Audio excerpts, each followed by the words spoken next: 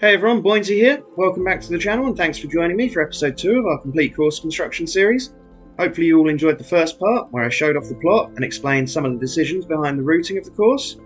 I have, as mentioned in that video, made some of the changes, pushed the 11th green back to the other side of the creek so that it's now no longer quite as similar as 9. I also brought the second green in a bit closer to the creek and tucked it in. But in this episode, we're going to dive on into some actual hole ideas. And obviously one of the most logical places to start is going to be with the first hole.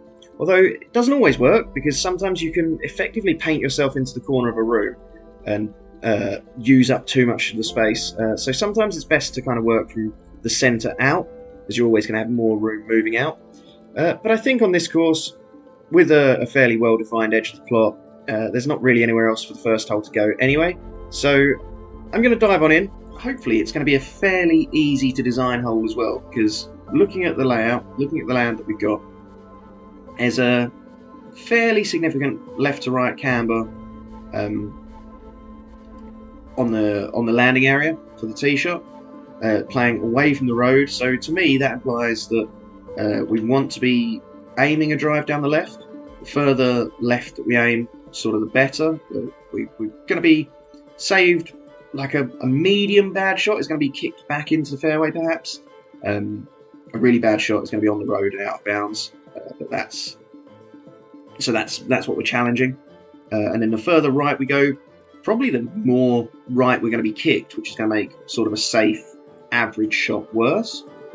And then what I'm going to be looking at is a drive down the left is going to sort of be shooting in down the length of the green, whereas a drive down the right side of the fairway is going to be coming in to a skinnier portion of the green, so the green's going to be angled a bit left to right, with possibly a bunker in here somewhere that a drive down the right will have to come over. So in essence we're looking at borderline a road hole first, which I guess is kind of fitting because the prominent feature is going to be the road down the left hand side. There's a bit of room to maybe move the tee further up the bank and have a little bit more of a downhill tee shot, and then we are sort of theoretically playing a little bit more away from the road rather than directly parallel to it, which if this was a real course might be where a sort of safety thing comes into it. But other than that, I think all there is to do is to sort of crack on and I guess kind of show off my process, how I design a course, how I build holes. And one of the first things, obviously a decent place to start is with your green. And I find that if I lay down a big green brush, make it quite large, using the, you get to see the contours, shows them off a bit more, rather than just kind of going by eye, a bit of guesswork. You can actually see in a bit more detail exactly what the greens do. So, as mentioned, there's probably a window for a bunker, maybe a pot bunker, maybe. I've not quite decided what sort of bunker style this course is going to have. I quite like the idea of those kind of jagged, scraggly edges. I'm not very good at building them myself, so that's worth a consideration. Might be something that I can work on though. And then in terms of approach angle, I kind of want the green to be a bit peanut shaped, if anything, sort of squished in the middle, not too wide, although this slope or these slopes combined kind of make me feel that this should be almost a straight line down this edge of the green, and then with sort of either a fairly wedge shaped green or actually just kind of fairly straight on rectangle. So I might have to dig into this bank a little bit to get the shape of the green that I want. Maybe I just make it a bit skinnier. Don't take it all the way out that way so much. But trying to use some of the natural land is kind of what I want to be able to do. I guess I probably limit myself too much. I'm sure that's something that I could do better and be a bit more free with my use of the sculpting tools. But again, something maybe worth considering, and I can try and work on it in in this episode and this series moving forward. So maybe a green. This could be a little bit big. And we'll see. I tend to end up making my greens a little bit too small, and perhaps a little one-dimensional.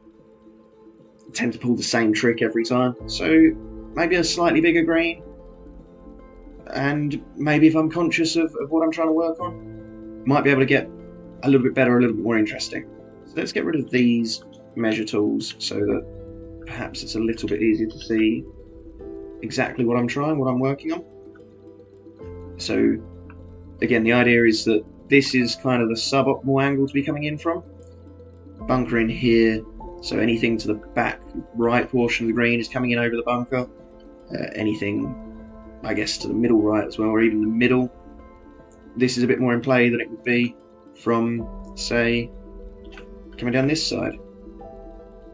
There's a bit of a slope in here already that's going to help maybe feed shots round to the back portion of the green, coming in from the left. I suppose it does give half a chance of using it as a backstop from the right side. So to me that means I'm going to need to raise this back edge up a little bit and accentuate that slope, get kind of a half tier sort of thing on the go. Is running into the middle portion of the green. Might have to lower this or soften that to a degree. And also, I'm not actually sure what speed I've got the greens running at. Medium. So if I turn them up, I turn them all the way up, and I can always tone them down after. I probably want to flatten that portion in the middle a little as well. It's just getting a little bit carried away, a bit too much of a bowl.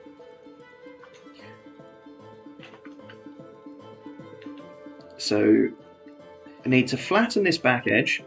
That's pretty obvious. I don't really want to be too punishing on the first. Rheidol is generally one of the more difficult templates on the course, but I don't want the first to be too punishing.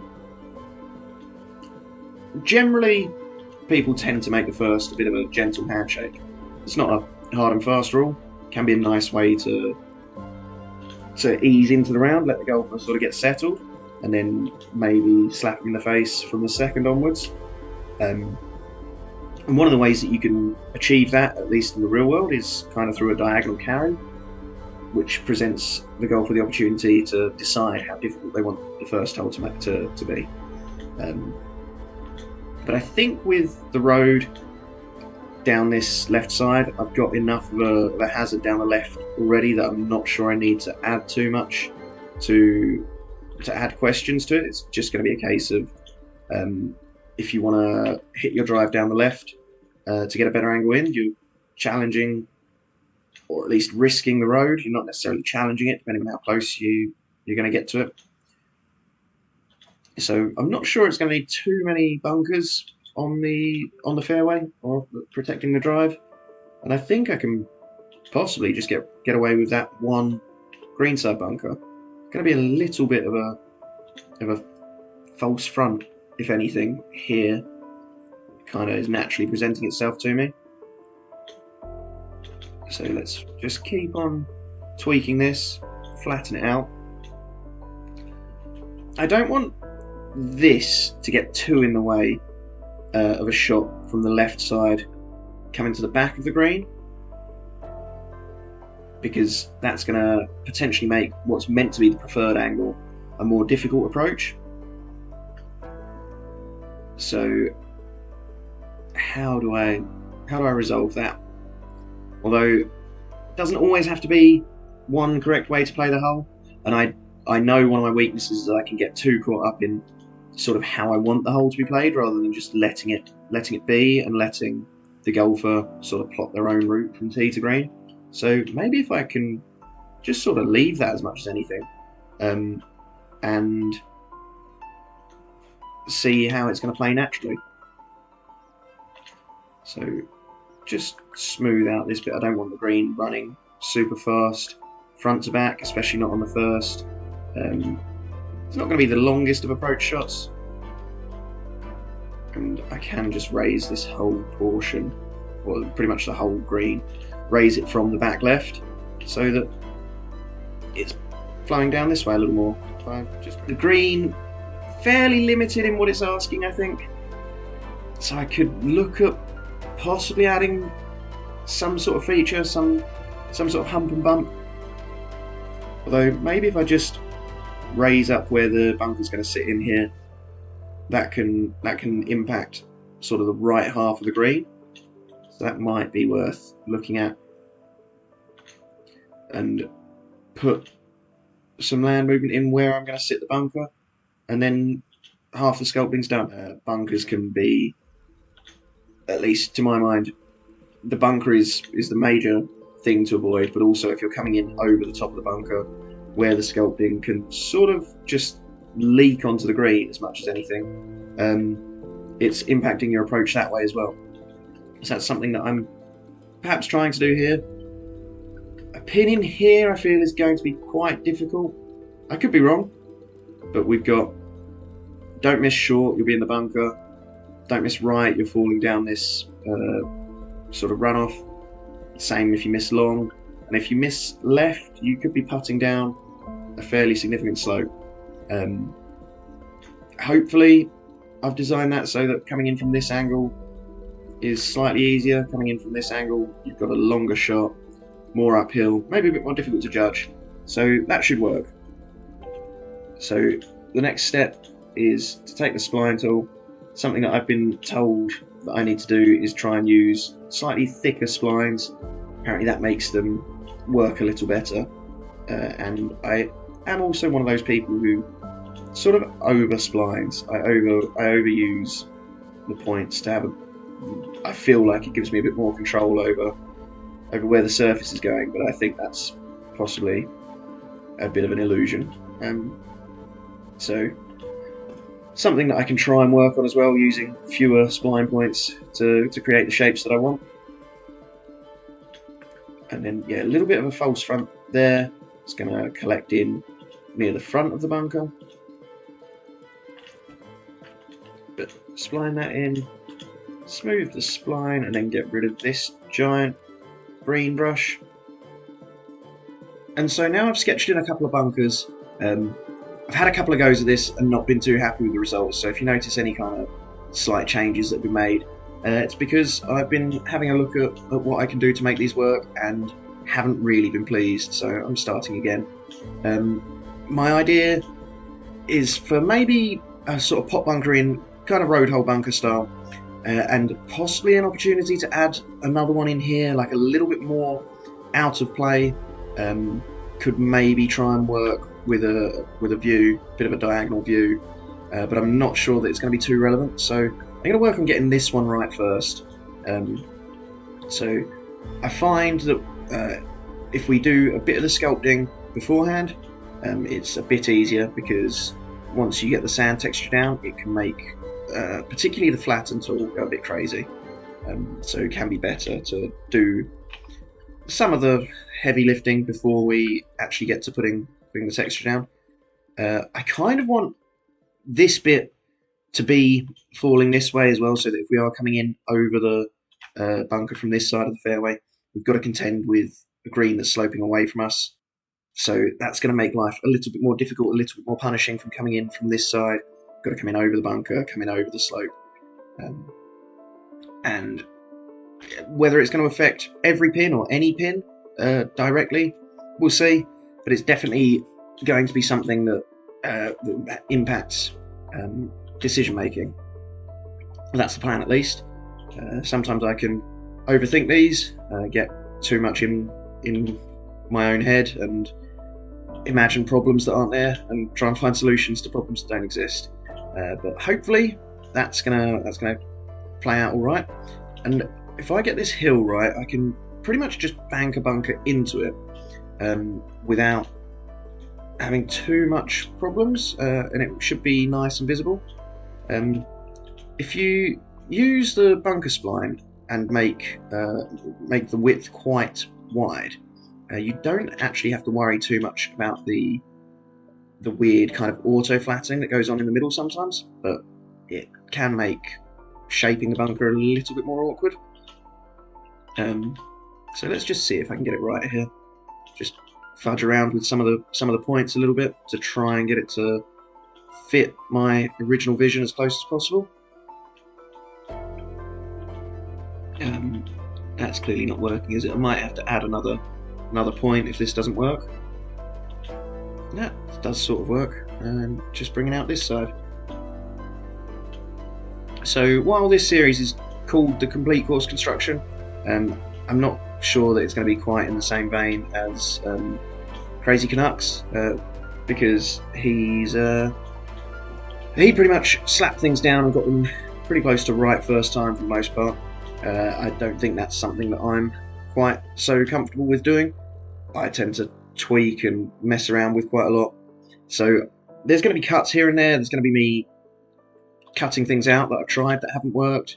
But the bulk of the decision making is going to be included in the videos, and anything that I do later go back and change my mind on will still be included. I'm not going to be deleting whole episodes. But as I've struggled with this one a little bit, trying to get the bunker right, trying to get the shape of the green right, it's something that doesn't necessarily come quite so easily to me.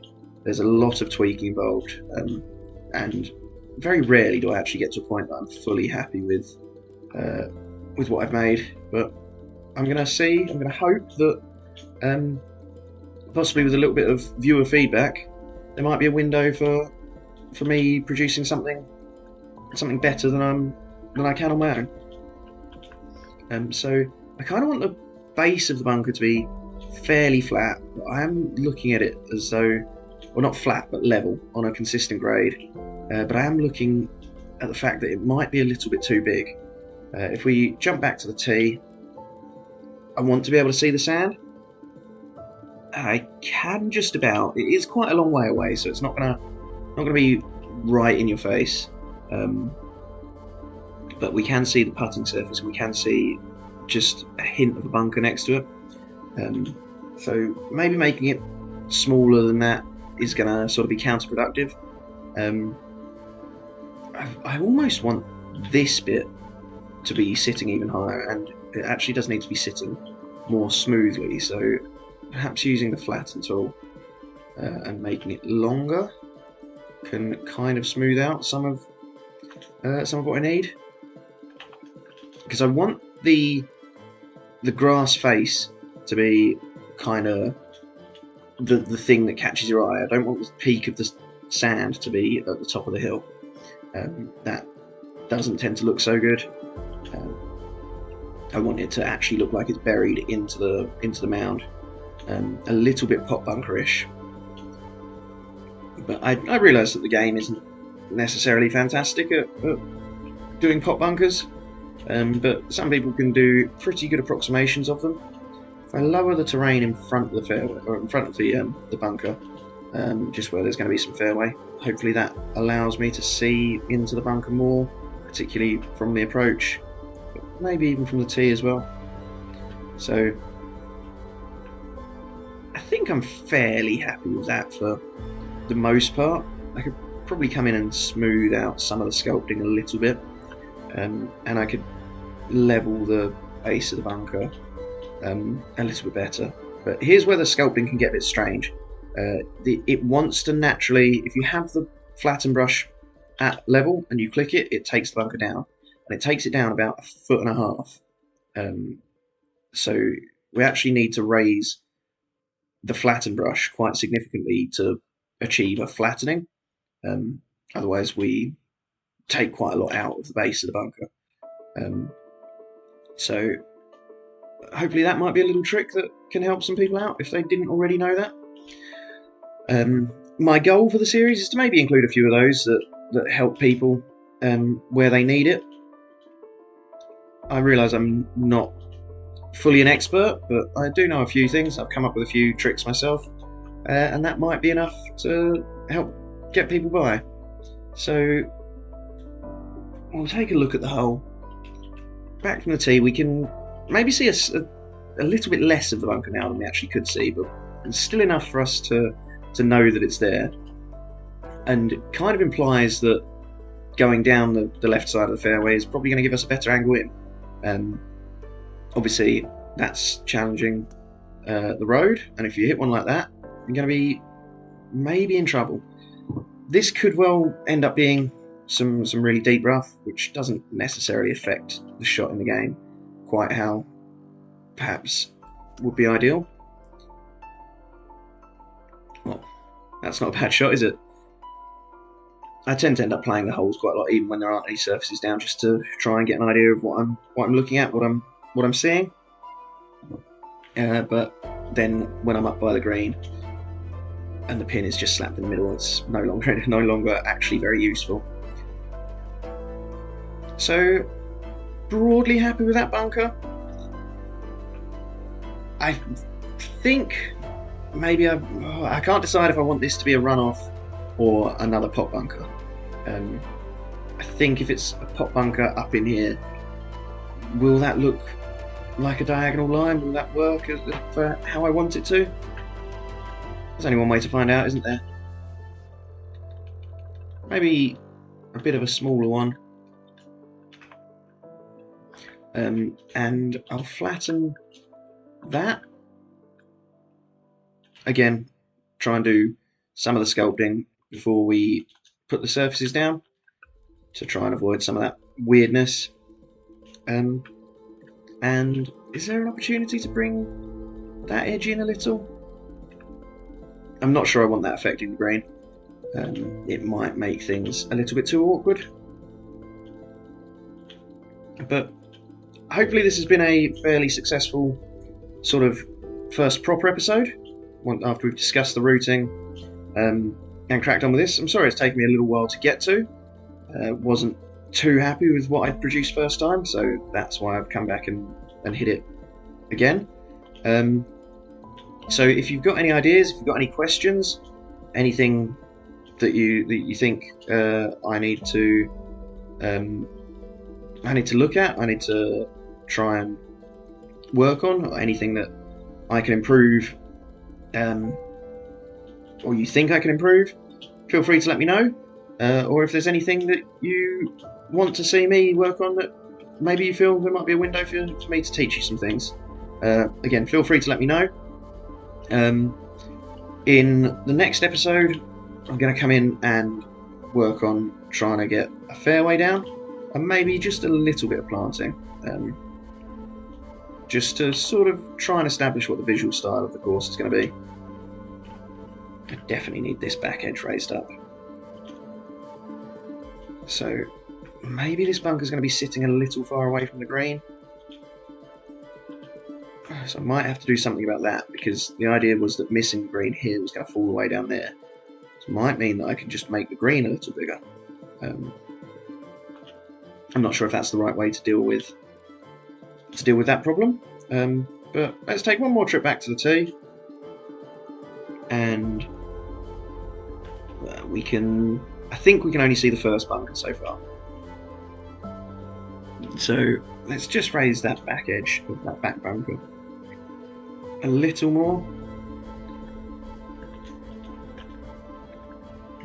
And so I tried this with just the first bunker, and I wasn't too pleased with it. So that's why I've dived into adding the second bunker in. I'm not sure if it's going to work, but we're going to try it. So maybe I need to lower just in front of it as well. But then that could make the sculpting of the first bunker a little bit more awkward. So one more trip back to the tee. And is that sand, or is that the base of the rocky texture that I can see? I think that's sand. So reasonably happy with that, from the tee at least. Get rid of the measure tools and maybe see what it's like. Meant to get rid of all of them. Maybe see what it's like from back down where we're going to be hitting our approach from. So the more problematic side, I feel like that's sort of visually imposing to deepish pot bunkers. And then the safer side, the second one's a little bit more hidden, not so in your face. So that's hopefully going to look easier as well. And then in terms of playing, so particularly to any pin in on this side of the green, you almost certainly want to be coming in from the left. A pin back here, maybe we're coming in slightly up this slope rather than kind of along the flat. A pin here is relatively safe from both sides, although coming in from the right you're possibly contending with this fall off a little. So maybe smooth this out a little. That does look quite square, doesn't it? I've only just noticed. Yeah, this might need a little bit of reshaping. It definitely needs a little bit of reshaping, doesn't it? Yeah. But that's going to be all from me for this episode. Actually, I kind of like that slightly uneven shape, but it's now slightly too far up the slope. So what if I just move the whole spline down a little? I still have to raise this bit, won't I? But yeah, hopefully you've enjoyed the episode. Hopefully you're enjoying the series so far. If you want to stay tuned for the next one, subscribe to the channel, maybe give this a like, and I'm looking forward to seeing what you guys think, and I'm looking forward to catching you in the next one. But until then, guys, that's going to be all from me. So I'm going to say bye for now.